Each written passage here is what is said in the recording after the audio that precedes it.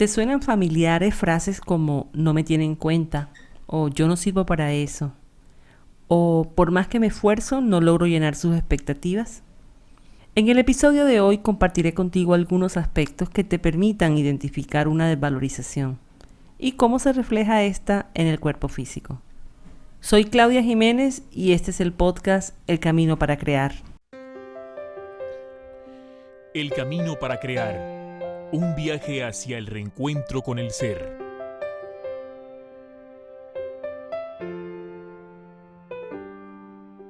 Muy buen día, bienvenidos al episodio número 10 del podcast El Camino para Crear con el tema Descubre si has vivido alguna desvalorización.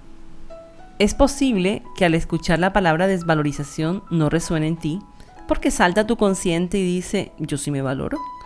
Entonces debes saber que los conflictos de desvalorización están relacionados con la impotencia y la culpa. Estas dos se entrelazan. Vamos a poner un ejemplo. Cuando a ti te asignan una tarea y comienzas a hacerla, en algún momento puedes pensar o sentir que no puedes hacerla, que no eres capaz de hacerla o por lo menos de terminarla. Entonces te sientes impotente. Y como sabes que es tu responsabilidad cumplir con la tarea, te sientes culpable al sentir que no vas a responder de acuerdo a la persona que te lo haya ordenado, si es papá, mamá, el jefe o tu pareja, según sea el caso. Así, la culpa a nivel físico impacta igual que la impotencia y las dos se agrupan bajo el nombre de conflicto de desvalorización.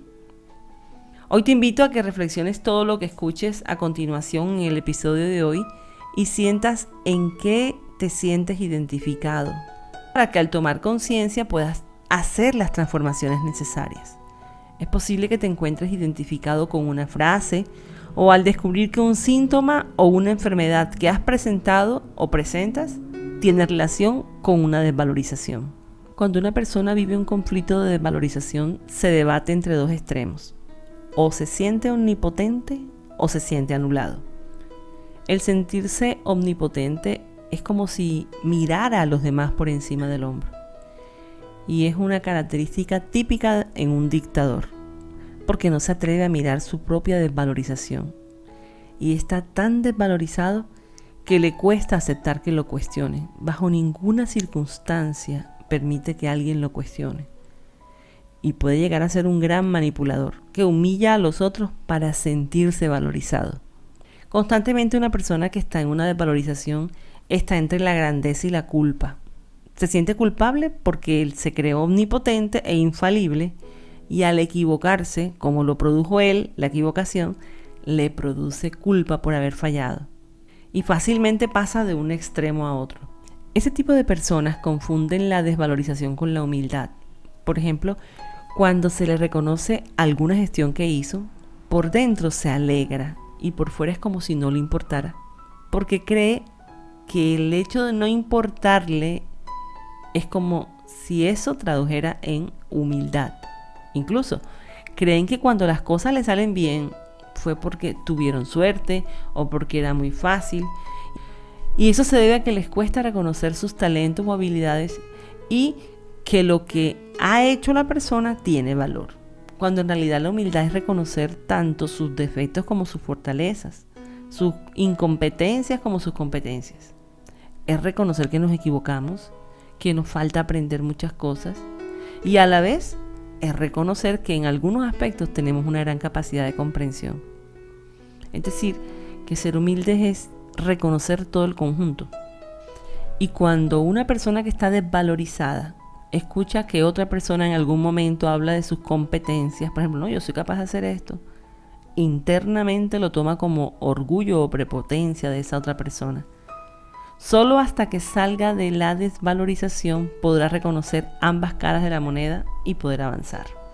Así que si alguna vez te has sentido así, recuerda la vez o las veces que viviste algo similar en que sentiste que no podías, que te costaba y lograste salir adelante. Piensa entonces, si yo pude hacerlo, yo puedo hacerlo ahora. Siempre podemos dar más de lo que incluso nosotros mismos creemos, porque es necesario restablecer la confianza en nosotros mismos. Así que de ahora en adelante, si te hacen un halago, un cumplido por algo que hiciste bien, que te salió bien, agradece. Porque al dar las gracias, le enseñas a tu cerebro a reconocer que estuviste bien y se registra como una memoria en tu nivel de capacidades que pudiste hacerlo y que lo hiciste además bien. Así que valorar y sentir satisfacción de nuestros logros es una forma de superar la desvalorización. Y así paso a paso se va construyendo la confianza en sí mismo. Y cuando una persona tiene confianza en sí mismo, no tiene de ninguna manera la necesidad de desvalorizar a otros. Puedes reconocer en algún momento, oye, yo no sé hacer esto, o no entiendo esto, y eso no te hace menos. Al contrario, reconocer que te falta desarrollar alguna competencia es práctica de la humildad. Otro aspecto importante de la desvalorización es que la persona está en referencia externa, es decir, que depende de lo que digan los demás, si lo aprueban o lo desaprueban. Incluso llegan a dudar de lo que han hecho solo porque la otra persona le dijo que no lo reconocía, que no le parecía, y empieza a dudar de lo que hizo, porque inconscientemente siente que él no sabe, que él vale menos y que el otro es el que sabe y vale más. Por eso hace nuevamente la desvalorización. Por otro lado, la persona que vive una desvalorización inconscientemente siente desde lo más profundo que no es nada, que no existe.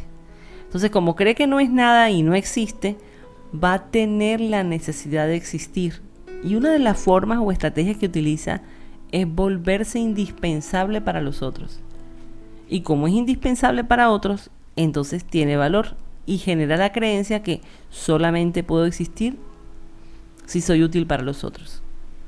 Cuando la persona está en esa creencia, yo existo porque soy útil, se reduce a un objeto, porque los objetos son los que se utilizan y nosotros como seres humanos no necesitamos ser útiles en ese contexto, ¿no? Son aquellas personas que hacen de todo para los otros.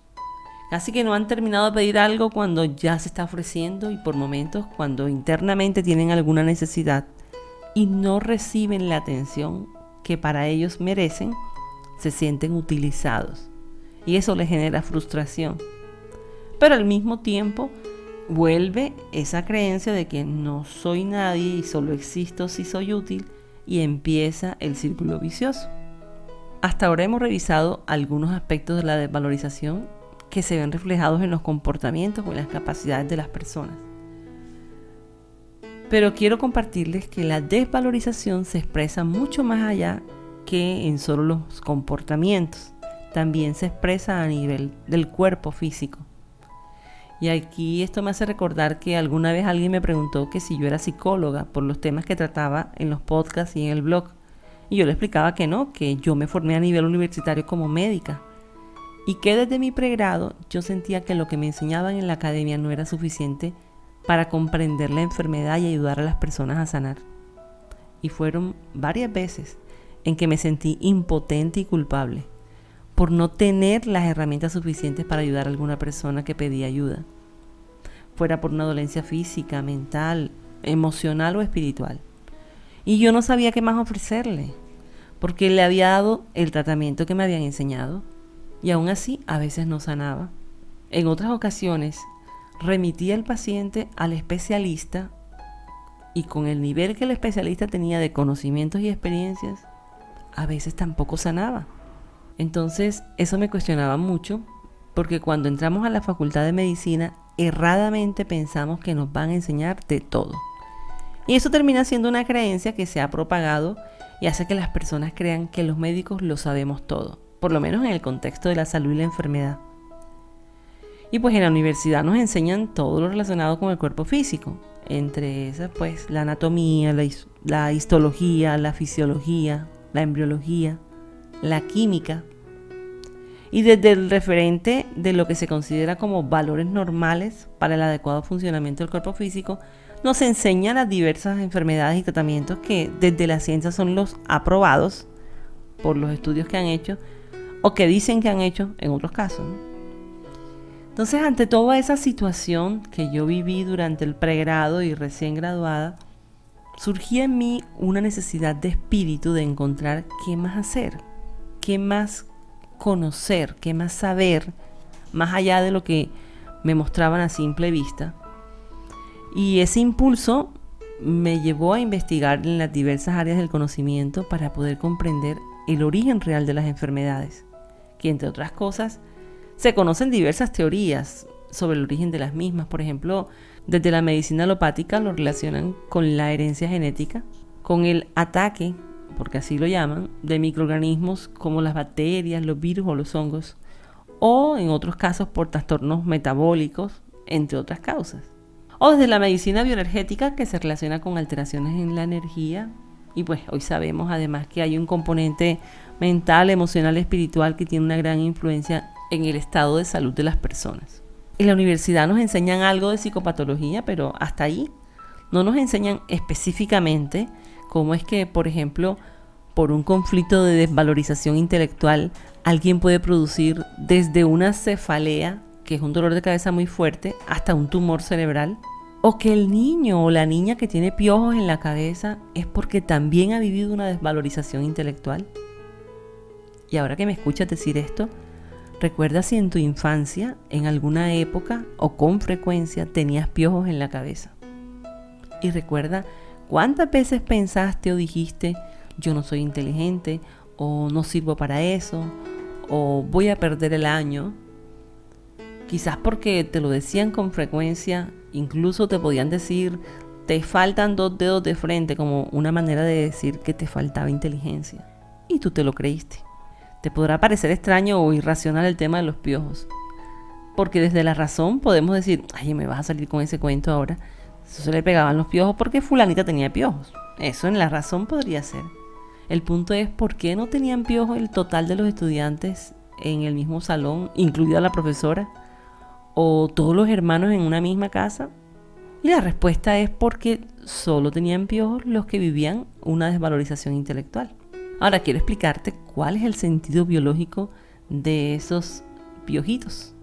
Aproximadamente entre los 6 y los 7 años de edad hay un aumento en la aparición de piojos en los niños que están estudiando, y justo coincide con esa edad en que se inicia la etapa del aprendizaje, que el niño empieza a conformar su estructura mental, que se fortalece la vida afectiva, y a medida que va aprendiendo va desarrollando su inteligencia. Por lo tanto, su cerebro va a tener una mayor actividad.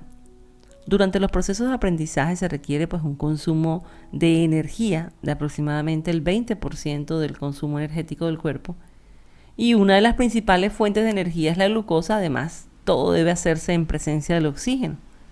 Por lo tanto, va a haber un aumento del riego sanguíneo a nivel de la cabeza en general para garantizar que llegue el oxígeno suficiente y entregue todos los nutrientes a las células gliales, que son las que conforman el tejido de sostén del cerebro. Entre otras cosas, ¿no? Porque tienen otras funciones. Con frecuencia se habla únicamente de las neuronas y quizás podrás pensar que las únicas células que están en el cerebro son las neuronas. Y pues no, hay unas células que se llaman gliales, que hacen parte del tejido de sostén y sin el cual las neuronas no podrían existir. Y hay un dato para mí que es relevante con estas células gliales, y se trata de una de esas células que se llama astrocitos. Esa es una de las células gliales y que recibe ese nombre por la forma que tiene, como una estrella. Entonces aquí, para mí, se confirma una vez más la réplica del macrocosmos en el microcosmos, como es arriba los millones de estrellas que conforman sistemas solares, galaxias, universos, es abajo en cada cerebro de cada ser humano que habita en el planeta.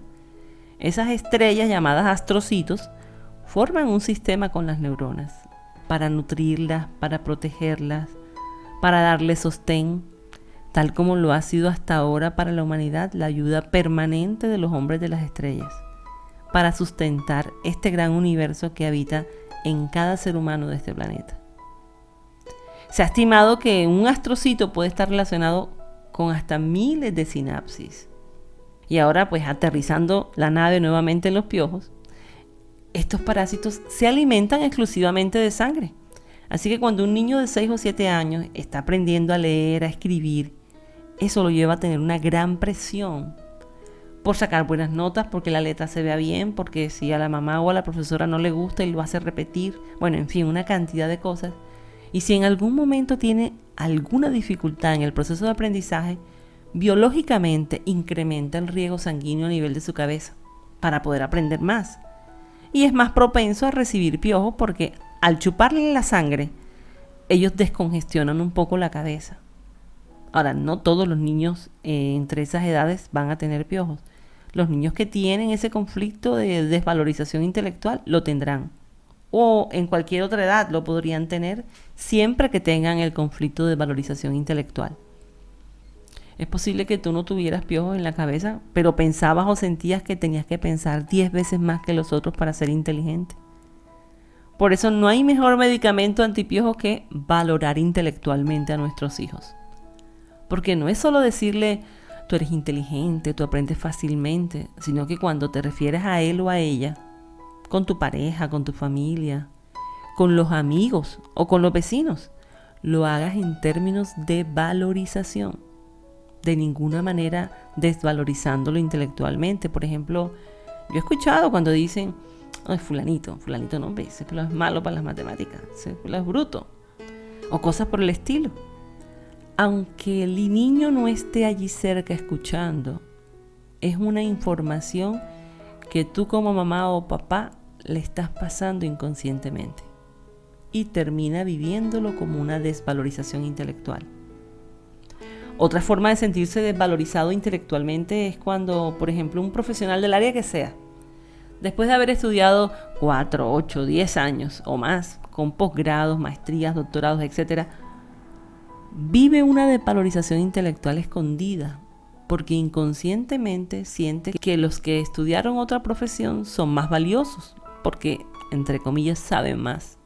Y puede vivirlo como no soy inteligente, y eso suele pasar cuando nosotros como padres en ocasiones desvalorizamos las decisiones que nuestros hijos toman cuando van a iniciar su carrera universitaria, haciendo comentarios o juicios como por ejemplo, ay no, estudia otra cosa porque eso no es una profesión seria, o no hombre, eso es un hobby, eso no es un estudio o una profesión. Años atrás, cuando había un número limitado de carreras universitarias o tecnológicas o técnicas, y si en la familia alguno de los hijos decidió o solo pudo estudiar a nivel técnico, algunos padres o amigos desvalorizaban porque no era profesional el que era técnico, porque sabía menos que un ingeniero, por ejemplo. Y aunque pues entendiendo y en el contexto en que la cantidad de asignaturas, de prácticas lleven al conocimiento que le permite tomar una decisión en un momento específico, en el área que sea, la desvalorización se puede dar cuando la persona lo vive como yo soy menos inteligente que él. No por la actividad que hagan, dejemos a un lado la actividad, es como la persona lo está viviendo. Y cuando lo vive así, yo no soy inteligente, o sea, es que él sabe más. Eso genera la desvalorización intelectual. Recuerda que todo esto que yo estoy tratando en el episodio de hoy ocurre a nivel inconsciente. Así que yo te invito a que revises con mucho cuidado por si has tenido o tienes alguna desvalorización intelectual escondida por allí. Después de compartir esta primera parte del episodio de hoy, en donde hago referencia a algunos aspectos de la desvalorización intelectual, podemos concluir que el abordaje de cada persona tiene que ir mucho más allá del cuerpo físico. Para mí es fascinante conocer y comprender que hay más allá de los síntomas y de la enfermedad. Por eso yo elijo practicar la medicina con este enfoque. Obviamente agradezco lo aprendido en la universidad porque es una base muy importante para comprender procesos, mecánicas. Y allí especialmente lo que es la anatomía y la fisiología tienen un papel trascendental. Pues soy consciente de la responsabilidad que tenemos como profesionales de la salud para acompañar a las personas en la restauración de su salud. Que en mi caso, al igual que otros colegas, buscamos y aplicamos todo lo que esté a nuestro alcance y con lo cual cada uno vibra y siente que puede ayudar a otro ser humano a aliviar su dolor o a sentirse mejor. La desvalorización se puede vivir en otros campos además de la parte intelectual. Se puede vivir como una desvalorización estética, por ejemplo, o como una desvalorización en el campo de la personalidad, o como una desvalorización social. O sea, digamos que en esos grandes 4 campos se puede ver la persona o vivir la persona una desvalorización. Cuando me refiero a un conflicto de desvalorización estética, por ejemplo, a las mujeres que les han dado un diagnóstico de cáncer y que les tienen que hacer una mastectomía. Recuerdo que cuando yo trabajaba en una EPS de la ciudad, hacía parte de un equipo de trabajo y entre otras responsabilidades la misión que tenía era de darle la noticia a la paciente del diagnóstico encontrado. O sea, yo me encargaba de decirle, tiene cáncer, y luego la preparaba a ella y a su familia para el proceso de la mastectomía. Bueno, de eso hace casi ya 20 años. Y era un proceso que dentro de lo complejo fue muy lindo, fue muy bonito porque hay un conflicto que se llama conflicto diagnóstico y que aunque en esa época yo no tenía el conocimiento que tengo hoy en el campo de la decodificación biológica de las enfermedades, intuitivamente así lo sentía y me esmeraba por tener el mayor cuidado al momento de hacerle el abordaje, porque hoy sé que no solo es un conflicto diagnóstico, sino que también hay un conflicto pronóstico que se llama. Es decir, una persona puede tener o haber tenido cáncer de varios meses de evolución sin que ella supiera, porque detectaron en el último mes, en la última semana, un tumor y resulta que pasaron meses o años y la persona vivía con eso sin saberlo. Y causalmente, porque no existen las casualidades, apenas le dan el diagnóstico de cáncer, a los días o semanas se muere. Muchas veces lo que mata no es la enfermedad, sino el diagnóstico. Igual ocurre con el pronóstico. De acuerdo con el estado o la clasificación de la lesión, recuerda, insisto nuevamente que esto se da a nivel inconsciente, porque lo que hace la diferencia en la evolución de una enfermedad como el cáncer es cómo lo recibe y cómo lo vive la persona. De eso depende el pronóstico. Sin embargo, cuando escuchan del médico, no, está en etapa 3, está en estadio tal, está en fase terminal, ya el solo mandato o decreto que el médico hace genera un conflicto en el paciente o en el familiar. Otro ejemplo de desvalorización estética es la persona que tiene acné en la cara y piensa, me siento sucio y me siento desvalorizado en mi imagen. Cuando está en el conflicto de desvalorización, su piel está sana. Fíjense esto. Cuando él está en el conflicto, la piel está sana, pero cuando se vuelve a valorizar en su imagen, ahí es donde salen los granitos. Y cuando se ve frente al espejo, con todos esos barritos, se vuelve a desvalorizar en su imagen. Es por eso que el conflicto perdura, porque la persona está todo el tiempo reactivando su conflicto. La persona con acné puede vivir un conflicto de ataque a su imagen, a su identidad. Entonces revísate si estás teniendo acné en la cara, cuántas veces sientes que te atacan y que el ataque va dirigido a tu imagen, a tu identidad. Entonces una estrategia para disminuir el acné, teniendo en cuenta lo que acabo de explicar, que las lesiones aparecen cuando está en resolución. La persona con acné debe evitar mirarse en el espejo.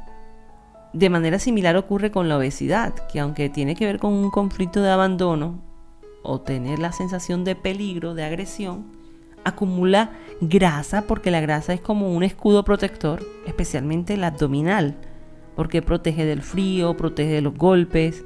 Y la persona, al verse al espejo, reactiva el conflicto de desvalorización estética.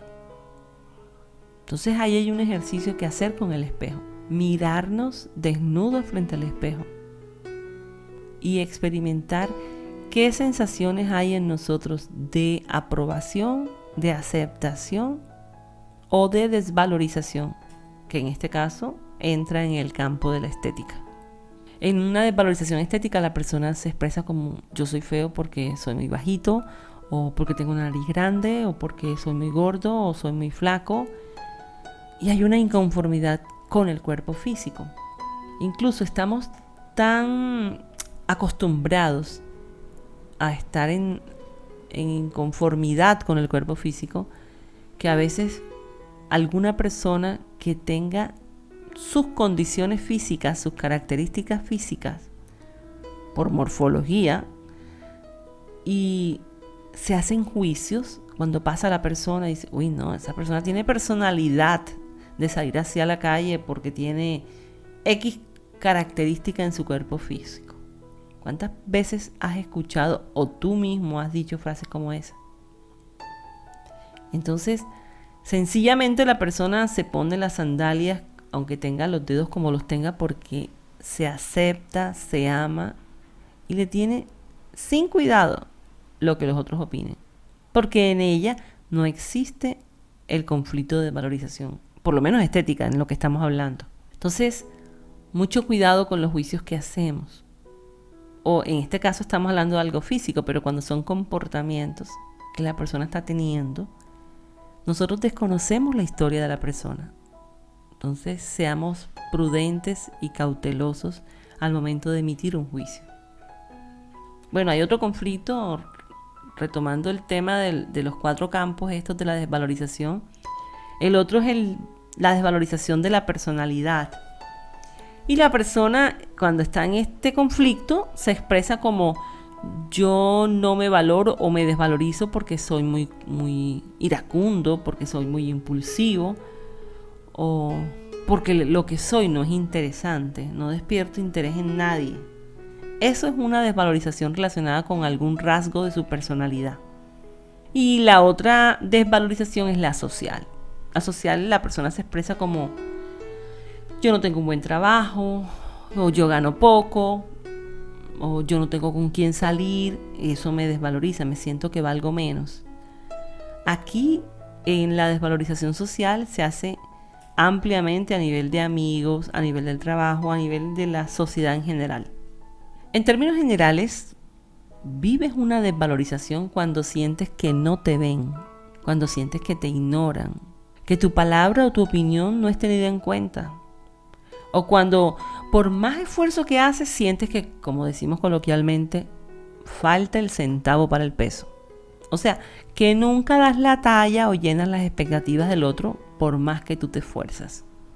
Entonces, cada vez que alguien te dice a ti: tú no sirves para nada, o tú no sabes hacer las cosas, o tú nunca haces las cosas bien, todas esas frases, repitiéndolas diariamente, la persona puede entrar en una desvalorización. Aunque no necesariamente tiene que ser algo repetitivo, porque a nivel celular se graban aquellos eventos cuyos significados a nivel inconsciente fue positivo o negativo, de acuerdo al sentido que cada uno le da. Por ejemplo, si a una persona lo despiden del trabajo, puede vivirlo de 3 maneras. Con un sentido negativo, entonces la persona empieza a tener pensamientos como: yo no sirvo, a mí no me valoran, nunca me va bien en el trabajo, no reconocen el trabajo que uno hace. Bueno, en fin, eso lo impacta o lo vive con un sentido negativo. Y produce una emoción no libertaria como la frustración o la impotencia. Otra forma de vivir la misma situación, otra persona lo podría vivir con un sentido positivo.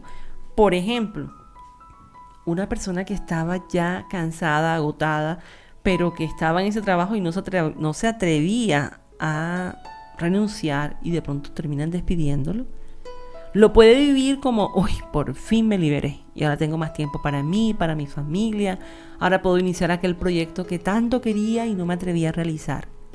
Entonces esa persona vivió ese evento con un sentido positivo y produce una emoción libertaria como la tranquilidad, la plenitud, qué sé yo. O sea, cada uno lo vive a su manera. Y la otra forma de vivir cualquier evento es un sentido neutral. En el caso del despido del trabajo, la persona puede decir: bueno, esta no es la primera vez que me pasa. Ya yo he tenido otros momentos en que me han despedido y he iniciado procesos de selección y seguramente pronto tendré el trabajo. Entonces aquí la persona no asocia, como no es relevante, la persona pues habla de la experiencia sin asociarse a la emoción. Eso es cuando le da un sentido neutro. Entonces lo que vamos a grabar a nivel celular son los eventos que grabamos con un sentido positivo o negativo. Bien, entonces hasta ahora, donde vamos en el desarrollo del episodio de hoy, espero que hasta donde vamos hayas descubierto, si ya tuviste la oportunidad, de identificarte con alguna de las desvalorizaciones que he mencionado hasta ahora. Otro aspecto a tener en cuenta cuando hablamos de desvalorización es cuando, por ejemplo, un hijo es abandonado por alguno de los padres o por ambos. Esa persona se la pasa toda la vida intentando llenarle las expectativas a los demás. O desde el embarazo, cuando es un embarazo no deseado, incluso con intenciones de aborto, ese niño al nacer puede sentir que no vale nada, que no es nada para los padres, que es un estorbo. En algunas ocasiones puede sentir como si no tuviera a nadie que lo atendiera o lo protegiera y que debe luchar solo para salir adelante, como si siempre se las tuviera que arreglar solo. Y es importante saber que cuando un niño tiene un conflicto de desvalorización, generaliza en todos los contextos de su vida esa desvalorización. A diferencia de un adulto, el adulto se desvaloriza por áreas. Por ejemplo, un adulto puede sentirse que no es inteligente, pero se puede sentir bello. O sea, que tiene una desvalorización intelectual, más no estética. En cambio, si un niño se siente desvalorizado, lo hace globalmente, en los 4 campos que hablábamos anteriormente. A nivel intelectual, a nivel social, a nivel de la personalidad, a nivel estético. Entonces es el niño que dice: yo no sirvo para nada, yo soy bruto, en fin, yo no tengo amigos, a mí nadie me quiere. Entonces entra a generalizar. Y de allí la importancia de la programación que nosotros hacemos, no solo a nuestros hijos, sino a todos los niños con los cuales nosotros podamos tener algún tipo de contacto entre los 0 y los 7 años. Específicamente casi que hasta los 12 años. Entonces, otra forma de vivir la desvalorización es sentirse culpable. Sentir que no merece. Y si no merece, no puedes pedir. Entonces, ¿cuántas personas desde sus vacíos desean que el otro llene sus carencias? Y el otro no tiene ni idea de qué es lo que quiere. Entonces vemos relaciones entre amigos o entre parejas en las cuales se genera un conflicto porque uno de los dos siente que el otro no lo quiere, que no lo complace, porque entre comillas se supone que él o ella debía saber qué es lo que el otro quería. Y así se va creciendo el conflicto y que termina muchas veces con la separación de los amigos o de la pareja. Por eso hay que decirle a la pareja qué es lo que uno quiere. No podemos pretender que el otro tiene que saber. Pero haciendo una reflexión, puede haber un conflicto de desvalorización de fondo. Entonces, a revisarse concienzudamente en qué momentos te has sentido desvalorizado. Y para que te hayas sentido así, es porque anteriormente lo has vivido. Y lo vivido con ese amigo o amiga o pareja resulta ser un desencadenante y se activa la memoria de la primera vez. Aunque siga inconsciente, podemos hacerlo consciente y trabajarlo. En nuestro cuerpo físico tenemos 2 sistemas que nos permiten desplazarnos y tener potencia para hacer las cosas, como son el sistema óseo y el sistema muscular. Por eso cuando necesitamos tener potencia para hacer algo, hay una mayor demanda de oxígeno a ese nivel. Esa potencia pues va a ser mirada como una valorización. Por lo tanto, cuando hay una desvalorización, o por lo menos se vive como una desvalorización, se manifiesta físicamente en los huesos, en los músculos, en los tendones, en los cartílagos. De manera que si en algún momento has padecido algún síntoma o enfermedad en el sistema osteomuscular, seguramente fue porque viviste una desvalorización.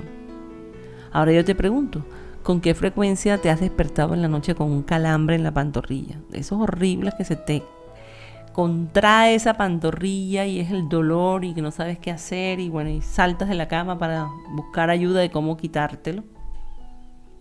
Pues quiero que sepas que el calambre cuando estamos en reposo durmiendo está asociado a la sensación de impotencia que pudimos haber tenido durante el día. Entonces, si te excediste en algún tipo de ejercicio físico durante el día, esa sensación de en que de pronto te excediste y sentiste que no diste, o sea que te sentiste impotente al hacerlo, esa vivencia de impotencia se manifiesta en la noche por ese sobreesfuerzo y sentiste que no lo hiciste bien o perfecto, a nivel inconsciente generas un conflicto de desvalorización y al acostarte te duermes y durante la noche los músculos van a reparar el conflicto y de pronto te despiertas con un calambre. Es diferente si vas corriendo y te da un calambre porque ese calambre es de estrés, no es de reparación. Todo el esqueleto en general está relacionado con los conflictos de desvalorización, porque al morir lo que quedan son los huesos y como la persona siente que no vale, inconscientemente se borra y produce algo que se llama una desmineralización ósea. O sea, es como si se fuera borrando el hueso. Y el conflicto se relaciona de acuerdo con el hueso afectado. Por ejemplo, cuando la mujer llega a la etapa de la menopausia, algunas viven un proceso de una desvalorización como mujer porque inconscientemente dicen, oye, ya no voy a poder tener más hijos. Es como si ya no sirviera para nada. Y como la pelvis es la parte que acoge al bebé, empieza a desmineralizarse. Pero una mujer que viva bien su menopausia, pues no se va de ninguna manera va a tener esa alteración ósea que si lo vemos en algunos estudios dicen osteopenia, o sea que empieza el hueso a perder densidad o ya lo que conocemos como osteoporosis. Eso solo sucede si la mujer vive el conflicto, de lo contrario no pasa nada en su pelvis. Cada componente del sistema osteomuscular está vinculado con una vivencia. Por ejemplo, las costillas tienen que ver con lo afectivo, cuando hay una desvalorización en relación al afectivo, a la familia. Los músculos con la potencia. Cuando te sientes impotente, automáticamente se te va a contraer o te va a doler alguno de los músculos del cuerpo. Los cartílagos tienen relación con el movimiento y los tendones con la eficiencia. Ahora hay otra cosa importante en los huesos y es el hueso de la mandíbula. Por ejemplo, cuando hay una alteración en los huesos de la mandíbula es porque hay una gran desvalorización y culpa con respecto a la palabra. Cuando sientes que no dijiste o que lo que dijiste no fue bien visto o fue todo lo que sea en relación a la palabra puede generar un trastorno en el hueso de la mandíbula. Asimismo, a lo largo de toda la columna vertebral, el conflicto de las cervicales, que es la parte de la columna que está ubicada en lo que es la nuca, en el cuello, está relacionado con una desvalorización con el abuso de poder. Es como cuando tienes que bajar la cabeza, someterte. Entonces, cuando una persona se siente desvalorizada porque siente que lo están ultrajando, que tiene que bajar la cabeza, se siente sometido, puede generar lesiones a nivel cervical, de la columna cervical. En la columna dorsal también, en cada una de las áreas de la columna se viven desvalorizaciones de acuerdo al área, ¿no? Hay un aspecto importante, además, en el tema de los huesos y la desvalorización, y es que en la fase del conflicto de desvalorización veíamos que se produce una desmineralización ósea y cuando se resuelve la desvalorización profunda, la persona hace una fractura y así el hueso se reconstruye. Y cuando el hueso se reconstruye forma algo que se llama callo óseo, que se forma del hueso y es más sólido que el hueso original. Por otro lado, también la desvalorización tiene que ver con enfermedades autoinmunes, porque la persona a nivel inconsciente dice, bueno, como me siento culpable de ser impotente, destruyo la parte de mí mismo que es culpable. Y hay una guerra interna y empieza a producir una enfermedad autoinmune. Por ejemplo, el niño que por alguna circunstancia está sin padre y madre, puede sentir que no pudo ayudar a su papá o a su mamá y se va a sentir culpable. Otro de los órganos y de los sistemas que se ven afectados con la desvalorización es la sangre y el tejido conectivo. En la médula ósea se refleja un conflicto de desvalorización de la mayor profundidad porque produce allí las células sanguíneas y es el elemento base de la vida. Entonces el hueso es la estructura y la médula ósea es lo que está dentro de esa estructura. Entonces, si has tenido hasta la anemia, es otra desvalorización. Los cambios en los números de plaquetas, de glóbulos rojos, tiene que ver con desvalorización. Entonces parece que no nos escapáramos de ninguno de los sistemas porque se refleja en casi todo el cuerpo. Asimismo, las enfermedades hormonales relacionadas con los ovarios y los testículos también corresponden a un conflicto de desvalorización en cuanto al poder de la seducción. Entonces, es una vivencia de pérdida relacionada con la seducción. Entonces, ahí, atento o atenta, si después de aquella relación que tuviste y que marcó un referente en tu vida, no has tenido más relaciones de pareja. Podría estar activo un conflicto de desvalorización. Ojo ahí. Bien, todo lo que he compartido hasta ahora sobre la desvalorización es solo un pequeño resumen, porque la desvalorización tiene muchísimas más implicaciones a nivel físico. Pero mi propósito es compartir herramientas que te permitan iniciar o continuar tu trabajo interior. Quizás hasta ahora tomas conciencia que has vivido desvalorizado intelectualmente o socialmente, o como mujer o como hombre.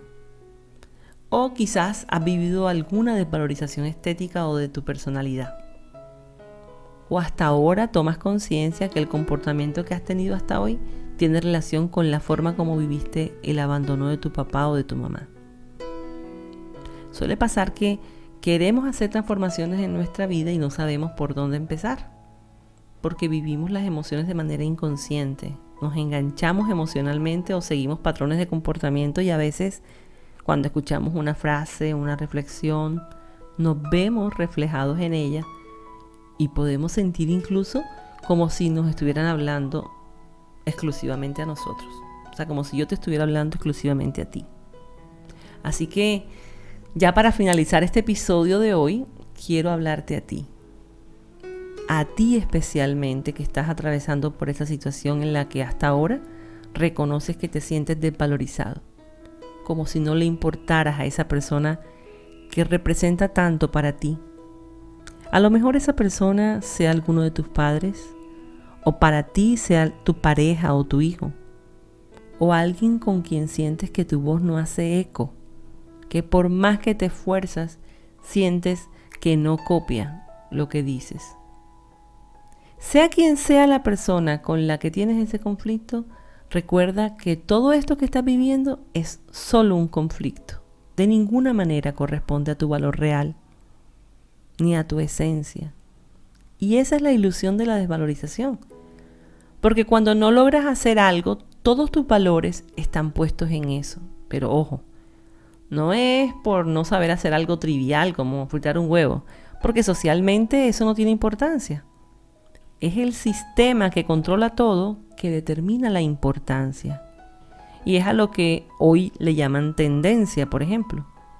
Y como nos dieron agua del olvido como un intento para borrar de nuestra memoria nuestra verdadera esencia, todo el potencial divino que habita en nosotros, todos los talentos que traemos por encarnaciones, por eso inocentemente nos identificamos con esa tendencia y eso sí tiene valor porque es importante, porque así lo determinó el sistema. Entonces recuerda que tú eres un ser único, eres un ser excepcional, que estás en un proceso de transformación. Y por lo que podríamos decir que eres un ser mutante por excelencia. Y hoy puedes elegir entrar en esa desvalorización que descubriste y verla con amor. Como esa parte de ti que merece ser escuchada, acogida, tenida en cuenta. Y darte cuenta que eso es una mínima parte de ti. Por lo tanto, los demás aspectos de tu vida pueden fluir perfectamente. Mientras esa parte se recupera y puedes estar más tranquilo porque ya no necesitas identificarte con ella. Entonces la invitación pues es a que sientas, reflexiones y apliques el tema de hoy, que podrás encontrarlo en las plataformas de podcasting como iVoox y Spotify, y que también podrás descargar o escuchar desde el blog elcaminoparacrear.blogspot.com, donde encontrarás artículos que te permiten ampliar tu conocimiento en la búsqueda de la verdad. Y ya cerrando, el diario del camino como síntesis del episodio o del trayecto de hoy, con 3 puntos claves. El primero, uno de los caminos para restablecer tu valía es reconocer tus logros, los que has tenido hasta hoy en los diferentes contextos de tu vida, y vivirlos con satisfacción. El segundo punto en el diario del camino es que tú debes reconstruir la confianza. Primero la confianza en ti, y lo haces cuando validas tus logros.